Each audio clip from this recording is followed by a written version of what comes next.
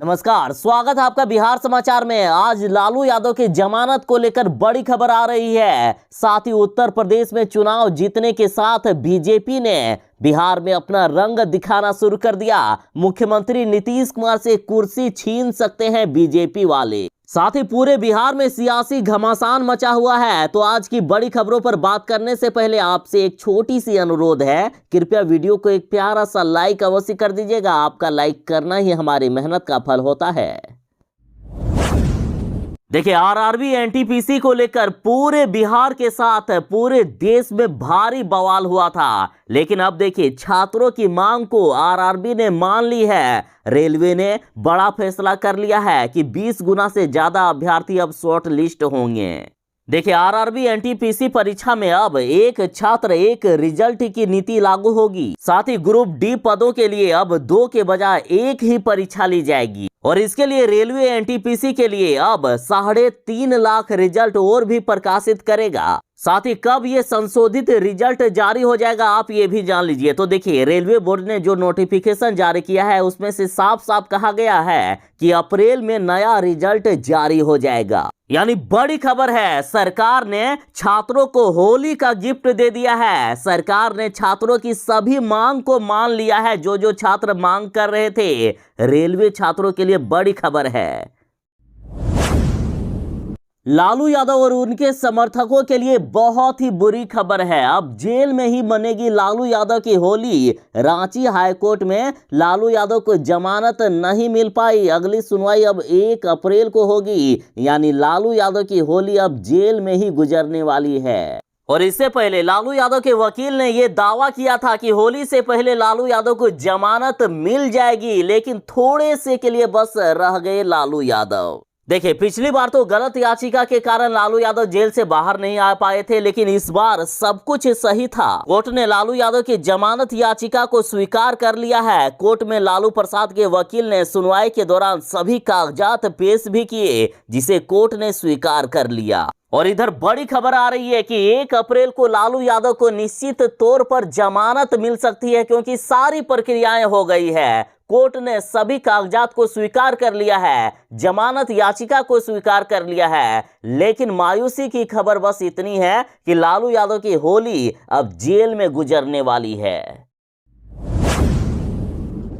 देखिए, मुकेश सहनी उत्तर प्रदेश में बीजेपी को हराने के लिए चुनाव लड़े थे, तो अब बीजेपी इस पर आग बबूला हो गई है। बीजेपी ने अब ये ठान लिया है कि मुकेश सहनी को पार्टी से बाहर कर दिया जाएगा। बीजेपी ने अंतिम चेतावनी दी है मुकेश सहनी को कि यदि उनमें नैतिकता बची है तो वे खुद पार्टी से बाहर हो जाए, वे इस्तीफा दे दे, नहीं तो बीजेपी वाले उन्हें बाहर कर देंगे। तो अब मुकेश सहनी के बचाव में तेजस्वी यादव आ गए हैं, राजद आ गया है। देखिए, राजद ने कहा है कि पहले मुख्यमंत्री नीतीश कुमार से इस्तीफा मांगे बीजेपी वाले, क्योंकि जो मुकेश सहनी ने किया वो नीतीश कुमार ने भी किया है। राजद ने कहा यदि उत्तर प्रदेश में मुकेश सहनी ने अपने दम पर चुनाव लड़ा तो जदयू ने भी तो यही किया है। साथ ही आरजेडी ने पूछा है कि मुकेश सहनी को ही बीजेपी वाले क्यों टारगेट कर रहे हैं। वे पिछड़ों की हक की बात करते हैं, तो क्या उन्हें दबाने का काम किया जा रहा है? ये लीजिए, फिर से एक खतरनाक खबर सामने आ गई है। कोरोना का नया वेरिएंट आ गया है। चीन में कोरोना की नई लहर चालू हो गई है। कुछ इलाकों में लॉकडाउन भी लग गया है। देखिए, कुछ दिन पहले ही ओमिक्रॉन ने पूरे देश में तबाही मचाई थी और फिर से कोरोना का एक नया वेरिएंट आ गया। देखिए, चीन के कुछ इलाकों में फिर से कोरोना के एक नए वेरिएंट ने दस्तक दे दी है। मीडिया रिपोर्ट के मुताबिक वहां के चांगचून और उसके आसपास के इलाकों में लॉकडाउन लगा दिया गया है। यहां की आबादी 90 लाख बताई जा रही है। खबरों के मुताबिक सभी शहरवासियों को घरों के अंदर ही रहने की सलाह दी गई है। उन्हें कहा गया है कि बहुत जरूरी हो तभी घर से बाहर निकले। तो वहीं शहर की परिवहन व्यवस्था पूरी तरह से बंद कर दी गई है। और कोरोना का ये नया रूप काफी तेजी से बढ़ रहा है। कोरोना के चीन में अब तक 400 से ज्यादा मामले सामने आ गए हैं। तो बड़ी खतरनाक खबर है। यदि हमारे भी देश में कोरोना की नई वेरिएंट ने दस्तक दी तो फिर से तबाही मच सकती है। जो लोग बिहार में सरकारी जमीन पर अपना घर बनाए हुए हैं या वैसे गरीब जो सरकारी जमीन पर झुग्गी झोपड़ी बनाकर रहते हैं, उनके लिए बुरी खबर है। बिहार में सरकारी जमीन से अब हटेगा अतिक्रमण। सभी जिलों में, बिहार के सभी 38 जिलों में अप्रैल से चलेगा अभियान और अप्रैल से सभी अवैध निर्माण पर बुलडोजर चलाकर सरकारी जमीन को पूरी तरह से खाली कराया जाएगा। और अतिक्रमण हटाने के लिए बिहार सरकार सभी जिलों को 10-10 लाख रुपए उपलब्ध कराएगी। तो जो लोग बिहार में सरकारी जमीन पर अपना घर बनाए हुए हैं, उनके घर को अब बुलडोजर से तोड़ दिया जाएगा और जमीन को खाली करवाया जाएगा।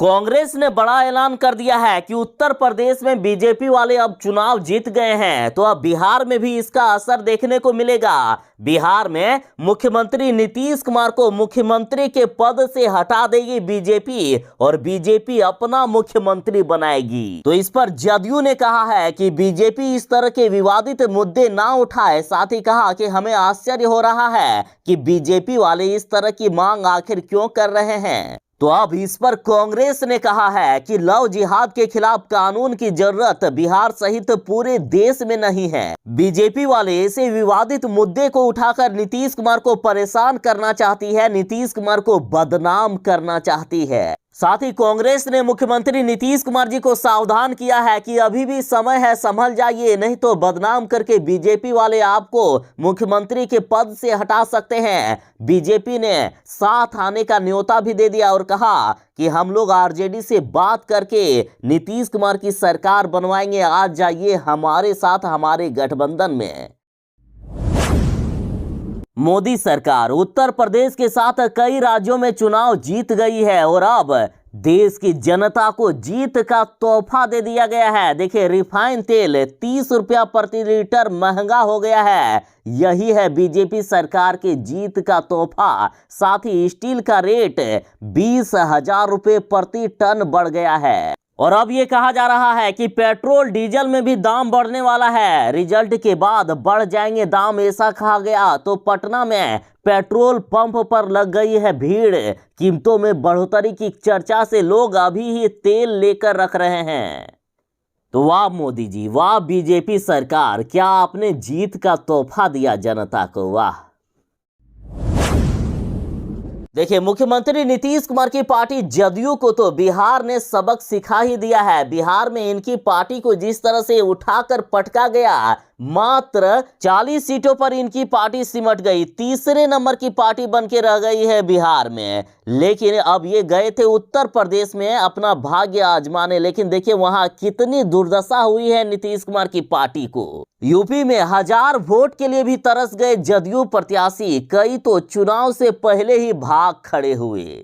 नीतीश की पार्टी जदयू अपने में भले ही बड़े बड़े डींगे हाँकते हो, लेकिन उत्तर प्रदेश ने इन्हें बता दिया है कि इनकी जमीनी हकीकत क्या है। नीतीश की पार्टी जदयू का उत्तर प्रदेश में ऐसी दुर्दशा हुई है ना कि पार्टी की इज्जत तार तार हो गई, इनकी इज्जत नीलाम हो गई है। देखिए, उत्तर प्रदेश विधानसभा चुनाव में जदयू बीजेपी से 51 सीट मांग रही थी और सोचिए यदि बीजेपी वाले इनको 51 सीट दे देते तो बीजेपी को भी हार का सामना करना पड़ सकता था। लेकिन जब बीजेपी ने नोटिस नहीं लिया तो अकेले ये चुनाव लड़ने चले गए और इनकी पार्टी के 80% उम्मीदवारों को 1000 वोट भी नसीब नहीं हुआ है। अब बीजेपी वाले मुकेश सहनी से अपना बदला लेंगे। देखिए, मुकेश सहनी ने बीजेपी को हराने के लिए उत्तर प्रदेश में चुनाव लड़ा था, लेकिन मुकेश सहनी बीजेपी का कुछ भी नहीं उखाड़ पाए। तो इधर बीजेपी ने बड़ा बयान दे दिया है कि मुकेश सहनी यदि नैतिकता के आधार पर खुद मंत्री पद से इस्तीफा दे दे, एनडीए से बाहर चले जाए तो कोई बात नहीं है, नहीं तो उन्हें बीजेपी वाले बाहर कर देंगे। और मुकेश सहनी को लेकर बीजेपी नेता का बड़ा बयान आया है कि अमित शाह अब जल्द ही फैसला करने वाले हैं। देखिए, बीजेपी नेता हरिभूषण ठाकुर बचौल ने कहा है कि मुकेश सहनी एमपी का चुनाव हार गए थे, वे रिजेक्टेड पीस थे, वे एमएलए का भी चुनाव हार गए थे, तब भी बीजेपी ने उन्हें मंत्री बनाया। हमारी पार्टी में बहुत सारे सहनी हैं, अब मुकेश सहनी यदि नैतिकता के आधार पर खुद इस्तीफा दे देते हैं तो ठीक है, नहीं तो बीजेपी वाले उन्हें धक्के मारकर बाहर कर देगी।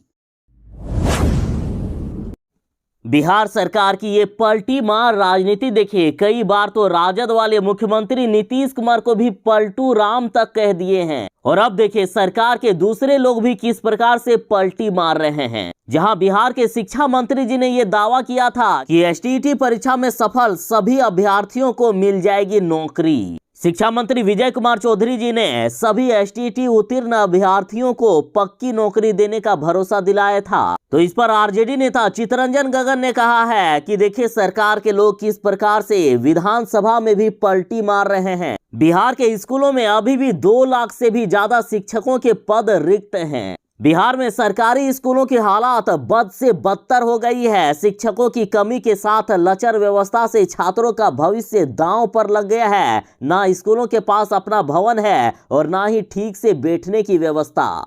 कहा जा रहा है कि बिहार में 2.5 लाख शिक्षकों के पद रिक्त हैं। कक्षा 6 से 8 तक के विद्यालयों में शिक्षकों की सबसे ज्यादा कमी है। प्रदेश में कोई भी ऐसा विद्यालय नहीं है जहां सभी विषयों के शिक्षक हैं। और बिहार सरकार बजट के सबसे बड़े हिस्से को शिक्षा में खर्च करती है, फिर भी देखिए किस प्रकार से बिहार की शिक्षा व्यवस्था को चौपट कर दिया गया। राजद ने मुख्यमंत्री नीतीश कुमार जी के जनता दरबार पर अब सवाल उठा दिया है। देखिए राजद का कहना है कि ये ढकोसला जनता दरबार है। आज तक किसी भी फरियादी की समस्या का निदान नहीं हुआ है और सीएम का प्यारा अफसरशाही इतना ढीठ है कि वे सोचते हैं कि एक बार सीएम के पास पहुंच गया तो बार बार थोड़े ना पहुंच जाएगा। साथ ही राजद ने मुख्यमंत्री नीतीश कुमार के जनता दरबार पर तंज कसते हुए कहा कि यहां जनता की समस्याओं का निदान करना इसका मकसद नहीं, बल्कि नकारे गए सीएम का झूठा महिमा मंडल करना मकसद है।